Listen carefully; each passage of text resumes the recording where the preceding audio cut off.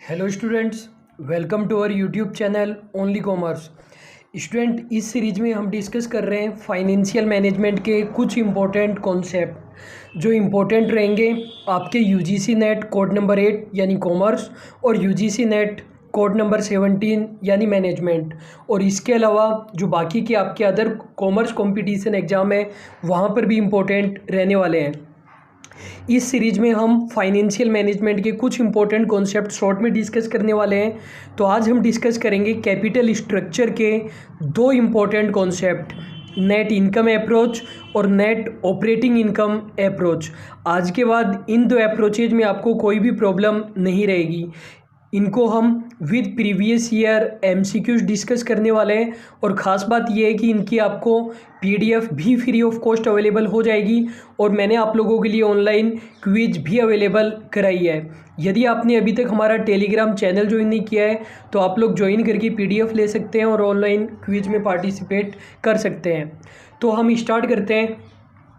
देखो, आपको पता होगा कैपिटल स्ट्रक्चर में मेनली हम इस बात का डिसीजन लेते हैं कि जो हमारा टोटल फाइनेंस है, जो हमने कंपनी में टोटल पैसा इन्वेस्ट किया हुआ है या जो भी हम पैसा टोटल कंपनी में इन्वेस्ट करने वाले हैं उसमें कितना परसेंट इक्विटी शेयर कैपिटल का पैसा होना चाहिए, कितना प्रेफरेंस शेयर कैपिटल का, कितना पैसा डेब्ट से, कितना रिजर्व एंड सरप्लस से। तो कैपिटल स्ट्रक्चर में हम कैपिटल का स्ट्रक्चर डिटरमाइन करते हैं कि जो हमारा टोटल इन्वेस्टमेंट है वो किन किन चीज़ों से मिलकर बना होना चाहिए। और मेनली हम कैपिटल स्ट्रक्चर में यही पता करने की कोशिश करते हैं कि डेब्ट हमारा कितना होना चाहिए। कहने का मतलब इक्विटी डेब्ट रेशियो या डेब्ट इक्विटी रेशियो हमारा कितना होना चाहिए। तो ये सभी हमारी कैपिटल स्ट्रक्चर की थ्योरीज होती है। डेविड ड्यूरेंट ने दो थ्योरी दी, नेट इनकम अप्रोच और net operating income approach. Ezra Solomon ने ट्रेडिशनल अप्रोच दी। मोदी गिलानी मिलर ने विदाउट टैक्स और विद टैक्स दो अप्रोचेस दी, ट्रेड ऑफ थ्योरी और पैकिंग ऑर्डर थ्योरी। आप लोगों ने शायद ट्रेड ऑफ थ्योरी और पैकिंग ऑर्डर थ्योरी के बारे में ज़्यादा नहीं पढ़ा होगा, लेकिन इनमें से भी क्वेश्चन आपके एग्जाम में पूछे गए हैं। जो मोदी गिलानी मिलर की विदाउट टैक्स वाली थ्योरी थी वो इररिलेवेंट थ्योरी थी और जो विद टैक्स वाली थ्योरी थी वो रिलेवेंट थ्योरी थी। ऐसे ही इजरा सोलोमन की जो ट्रेडिशनल थ्योरी है उसे इंटरमीडिएट थ्योरी कहा जाता है। वैसे आप रिलेवेंट थ्योरी भी कह सकते हो, लेकिन इंटरमीडिएट कहना ज़्यादा सही है। और जो डेविड ड्यूरेंट की थ्योरी है इनमें से जो नेट इनकम अप्रोच वाली है वो है हमारी रिलेवेंट थ्योरी और नेट ऑपरेटिंग इनकम अप्रोच वाली है इररिलेवेंट थ्योरी। यहाँ पर रिलेवेंट इररिलेवेंट का क्या मतलब है? तो जो रिलेवेंट अप्रोचेज है वो ये कहती है कि यदि आप डेब्ट काम में लोगे, यदि आप डिबेंचर या अदर तरीके से लॉन्ग टर्म डेब्ट काम में लोगे तो आपकी कॉस्ट ऑफ कैपिटल पर फर्क पड़ेगा और फर्म की वैल्यू पर भी फर्क पड़ेगा। जबकि जो इररिलेवेंट अप्रोचेज है वो ये कहती है चाहे आप डेब्ट कम में लो या मत लो, कम लो ज़्यादा लो, आपके फर्म की वैल्यू और कॉस्ट ऑफ कैपिटल पर कोई भी फर्क नहीं पड़ेगा। कहने का मतलब इररिलेवेंट अप्रोच तो ये कहती है कि सभी कैपिटल स्ट्रक्चर ऑप्टिमम है या फिर कोई भी आप कैपिटल स्ट्रक्चर काम में लो कुछ भी फर्क नहीं पड़ता है। खास चीज़ है रिलेवेंट अप्रोच जो ये बताती है कि डेब्ट काम में लेना है कि नहीं लेना और कितना लेना है। आज के इस वीडियो में हम केवल डेविड ड्यूरेंट की नेट इनकम अप्रोच और नेट ऑपरेटिंग इनकम अप्रोच ही डिस्कस करने वाले हैं। इनको बिल्कुल डिटेल में और अच्छे से हम डिस्कस करेंगे। तो हम बात करते हैं नेट इनकम अप्रोच की। ये मैंने आपको पहले ही बताया कि ये रिलेवेंट अप्रोच है, डेविड ड्यूरेंट ने दी थी, ये आपको ध्यान रखना है। एग्जाम में क्वेश्चन किस तरीके से पूछे जाएंगे? एग्जाम में आपसे ऑथर का नेम पूछा जा सकता है, अप्रोच क्वेश्चन दे देगा कि नेट इनकम अप्रोच किसने दी, या फिर अप्रोच का नेचर पूछा जाएगा कि रिलेवेंट अप्रोच है या इररिलेवेंट अप्रोच है। नेचर आपसे डायरेक्टली पूछा जा सकता है या इसी चीज़ को इनडायरेक्टली पूछा जा सकता है। क्वेश्चन आपसे ये पूछेगा कि जो नेट इनकम अप्रोच है वो डेप्ट को कंसीडर करता है या नहीं करता, या फिर वो ये कहता है कि डेप्ट इररिलेवेंट है कि इररिलेवेंट है। इस तरीके से क्वेश्चन आपसे पूछे जा सकते हैं। तो जो नेट इनकम अप्रोच है वो एक रिलेवेंट अप्रोच है। डेविड ड्यूरेंट ने दी थी।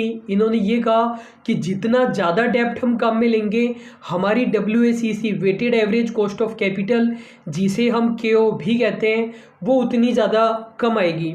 एक खास बात आपको पता होगा कि हमारा ऑप्टिमम कैपिटल स्ट्रक्चर यानी सबसे अच्छा कैपिटल स्ट्रक्चर वहाँ पर होता है जहाँ पर फर्म की वैल्यू मैक्सिमम होती है और कॉस्ट ऑफ कैपिटल हमारी मिनिमम होती है।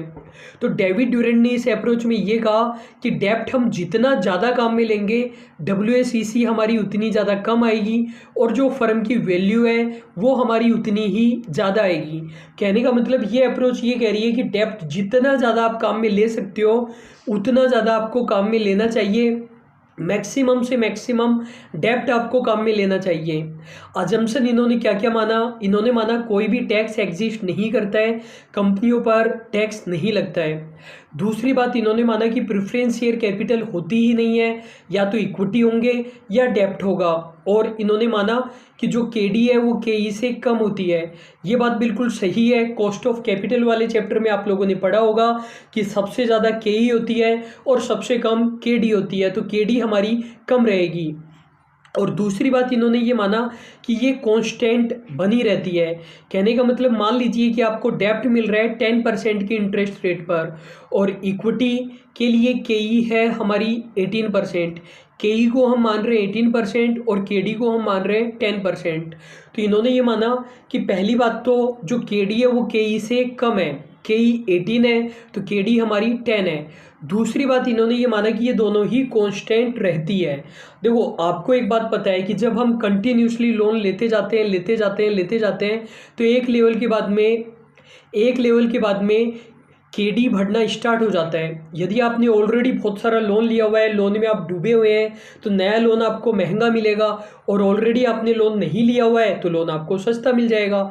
दूसरी बात, जब लोन बहुत सारा हो गया है आपके पास तो रिस्क बढ़ती है, और रिस्क बढ़ने के कारण KE भी बढ़ता है। कहने का मतलब प्रैक्टिकल लाइफ में दो चीज़ें होती है। यदि आप कंटिन्यूसली लोन लेते जाओगे तो नए लोन के लिए KD भी बढ़ेगी और बहुत ज़्यादा डेप्ट के कारण KE भी बढ़ती है। लेकिन डेविड ड्यूरेंट इस अप्रोच में ये मानते हैं कि KD KE से हमेशा ही कम रहेगी और दोनों कांस्टेंट बनी रहेगी, नया KD भी उतना ही रहेगा।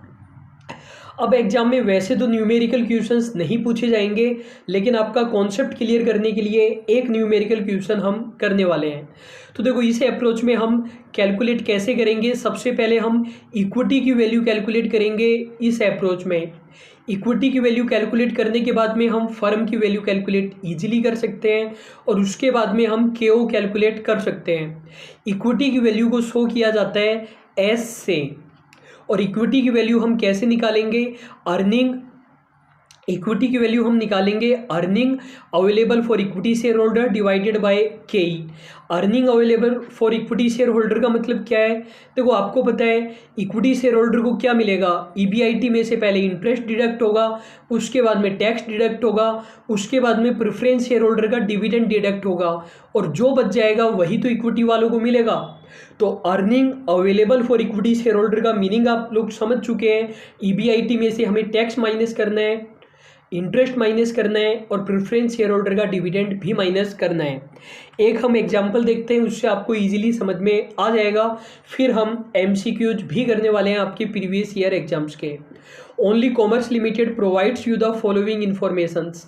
EBIT दी गई है हमें 2 लाख, इक्विटी कैपिटलाइजेशन रेट यानी KE दी गई है हमें 10%, 8% डिबेंचर्स दिए गए 6 लाख रुपए के, टैक्स नहीं है, WACC और वैल्यू ऑफ द फर्म हमें कैलकुलेट करना है। तो नेट इनकम अप्रोच में सबसे पहले हम इक्विटी की वैल्यू निकालेंगे, जिसके लिए फॉर्मूला होता है earning available for equity share holder divided bye KE। तो इक्विटी वालों के लिए कितनी अर्निंग अवेलेबल है? 2 लाख हमारी EBIT थी, इसमें से हम इंटरेस्ट माइनस कर देते हैं तो 6 लाख रुपए की डिबेंचर है, 8% डिबेंचर यानी 48,000 हमारे इंटरेस्ट हो जाएगा। टैक्स हमारे पास है नहीं, टैक्स हमारे पास है नहीं और प्रेफरेंस शेयर का डिविडेंड भी हमारे पास नहीं है। तो 1,52,000 डिवाइडेड बाई 10%, ये हम कैलकुलेटर पर सोल्व कर लेते हैं। तो 1,52,000 डिवाइडेड बाई 10%, ये करने पर हमारा आंसर आ जाएगा 15,20,000 रुपये। आपको सॉल्यूशन में देखने की ज़रूरत नहीं है, जो मैं लिख रहा हूँ वो आपको देखना है। तो 15,20,000 रुपये हमारी इक्विटी की वैल्यू आ गई। अब हम फर्म की वैल्यू बिल्कुल इजीली कैलकुलेट कर सकते हैं। देखो इक्विटी की वैल्यू है 15,20,000 और बस इसमें हम डेप्ट की वैल्यू और जोड़ देंगे तो 21,20,000 हमारी फर्म की वैल्यू आ गई। अब हम केओ कैलकुलेट कर सकते हैं बिल्कुल easily. EBIT divided by value of firm into 100, ये हमारा फॉर्मूला हो जाएगा। तो हमारी EBIT हमें दी गई थी 2 लाख रुपए डिवाइडेड बाय 21,20,000 इंटू 100। तो ये हम कैलकुलेटर पर सोल्व करते हैं। इसको करने से हमारा आंसर आ जाएगा 9.43। तो ये हमारी केओ हो जाएगी। और जैसे कि मैंने आपको बताया एग्जाम में practical question, numerical question generally नहीं आते हैं, फिर भी मैंने आपको ये समझा दिया है। अब हम कुछ न्यूमेरिकल्स देखते हैं। विच one of the following is not an assumption of net income approach of capital structure. Question जानना चाहते हैं कि जो हमारी नेट इनकम अप्रोच है उसकी कौन सी अजम्पशन नहीं है।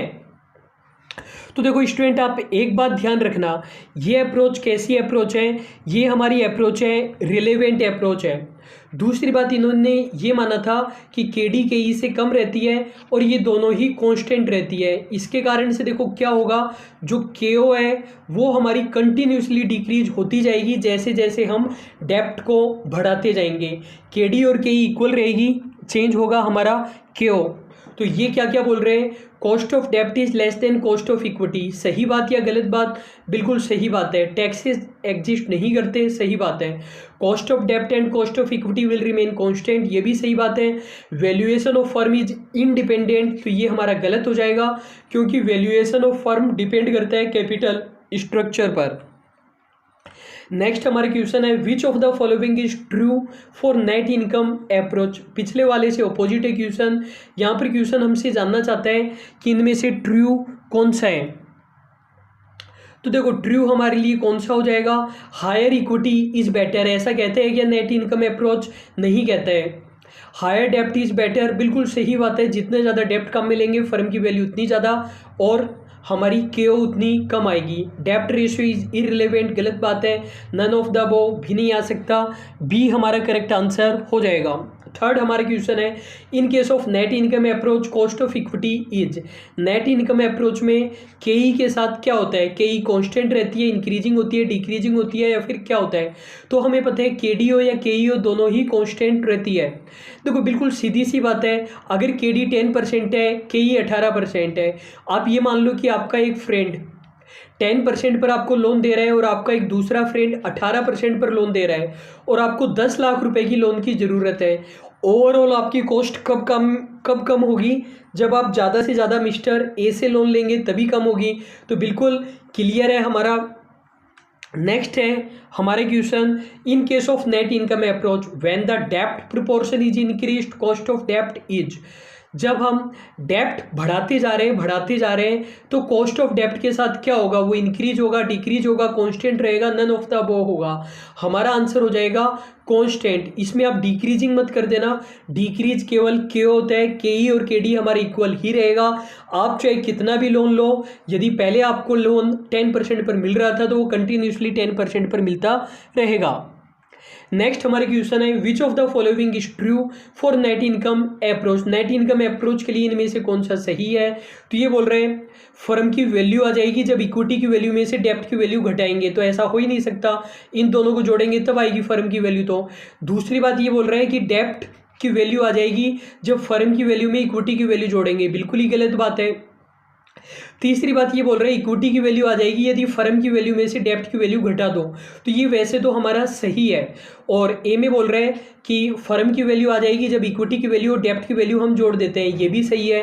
लेकिन क्वेश्चन जानना चाहते हैं कि नेट इनकम अप्रोच के अकॉर्डिंग कौन सा सही है। तो हमारा आंसर ए आएगा। जैसे कि आपको पता है पहले हम इक्विटी की वैल्यू कैलकुलेट करते हैं, फिर फर्म की वैल्यू कैलकुलेट करते हैं और उसके बाद हम केओ कैलकुलेट करते हैं। तो ये बी वाला जो फॉर्मूला है इसमें हमें पहले वैल्यू ऑफ फर्म की ज़रूरत है, फिर वैल्यू ऑफ इक्विटी आएगा। तो बी नहीं हो सकता, ए हमारा करेक्ट आंसर हो जाएगा।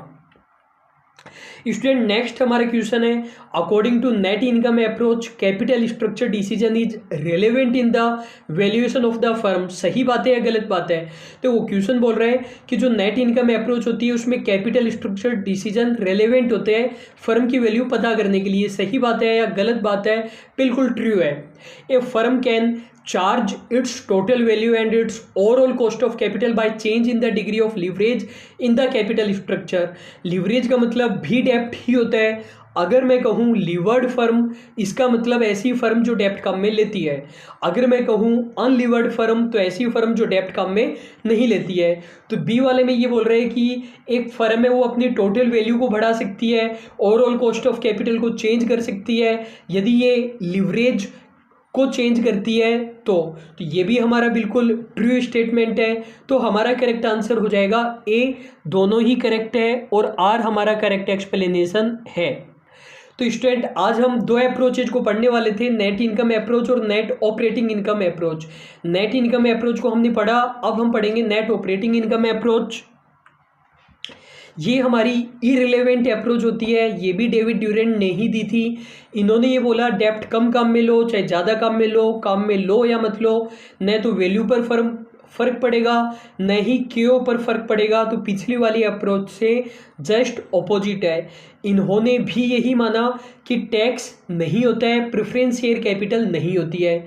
लेकिन इन्होंने क्या माना? इन्होंने माना कि जो केडी है वो तो कांस्टेंट रहेगी लेकिन केई हमारी कांस्टेंट नहीं रहती है, ये इन्होंने माना।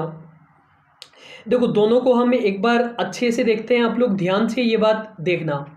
नेट इनकम अप्रोच और नेट ऑपरेटिंग इनकम अप्रोच। सबसे पहली बात अप्रोच दी किसने? दोनों ही अप्रोच डेविड ड्यूरेंट ने दी थी। दूसरी बात अप्रोच का नेचर कैसा है? आपको पता है जो नेट इनकम अप्रोच है वो हमारी रिलेवेंट अप्रोच है और net operating income approach irrelevant approach है। अगली बात, इन्होंने कांस्टेंट किसको माना? नेट इनकम अप्रोच ने इन्होंने माना कि जो केडी है और केई है वो दोनों ही कांस्टेंट रहती है, जबकि ये मानकर चल रहे हैं कि जो हमारी केडी है वो कांस्टेंट रहती है। अगली बात, चेंज क्या होता है? देखो नेट इनकम अप्रोच ने ये माना केओ चेंज होता है, जबकि इन्होंने माना कि केई चेंज होता है और जो केडी और केओ है वो सेम रहता है। तो आई होप आपको बिल्कुल अच्छे से समझ में आ गया होगा। ये हमारा एक छोटा सा पॉइंट है बिजनेस रिस्क का, ये भी आप बिल्कुल अच्छे से समझ लीजिए। देखो बिजनेस रिस्क क्या होता है? दो प्रकार की रिस्क होती है, एक होती है बिजनेस रिस्क, एक होती है फाइनेंशियल रिस्क। देखो बिजनेस रिस्क क्या होती है?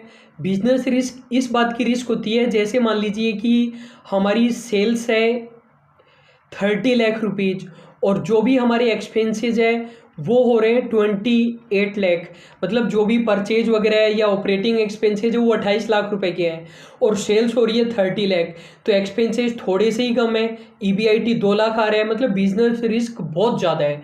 बिजनेस रिस्क ये बताती है हमारा बिजनेस अच्छा चल रहा है या नहीं चल रहा है, आपने बहुत ज़्यादा अनाप शनाप खर्चे तो नहीं कर रखे हैं, ये बताती है। जबकि फाइनेंशियल रिस्क क्या बताती है? फाइनेंशियल रिस्क ये बताती है, मान लीजिए कि सेल्स है हमारी 30 लाख, ऑपरेटिंग एक्सपेंसेस है हमारे 10 लाख, 20 लाख की हमारी ईबीआईटी हो रही है।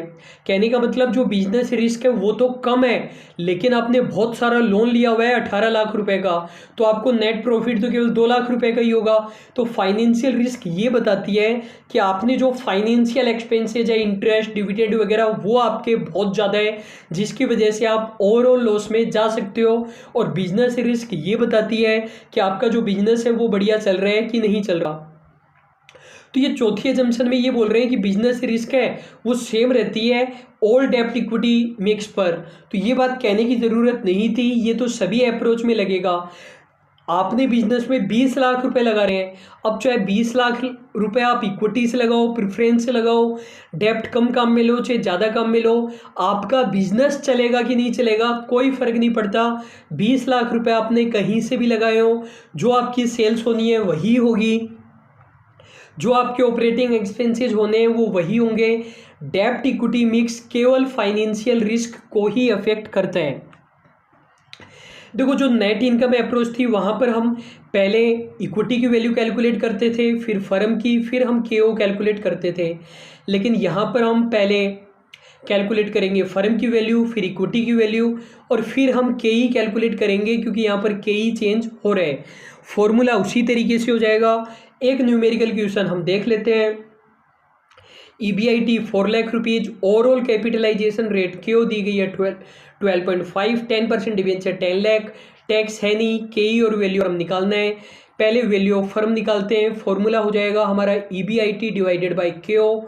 EBIT हमें दिया गया है 4 लाख डिवाइडेड बाई 12.5%, तो ये करने पर हमारा आंसर हो जाएगा 4 लाख डिवाइडेड बाई 12.5%, 32 लाख रुपए फर्म की वैल्यू हो जाएगी।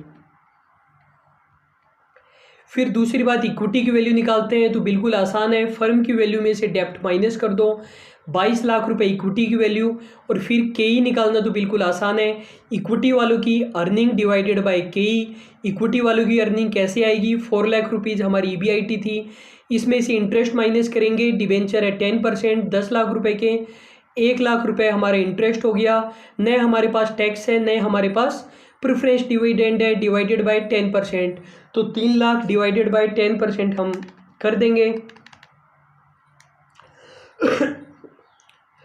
देखो, ये वाला जो फॉर्मूला हमने लगाया है अर्निंग डिवाइडेड बाय केई, ये तो इक्विटी की वैल्यू निकालने के लिए होता है। इक्विटी की वैल्यू हम पहले ही निकाल चुके हैं, यहाँ पर हमें केई निकालना है, तो फॉर्मूला हो जाएगा earning available for equity share holder divided by value of equity.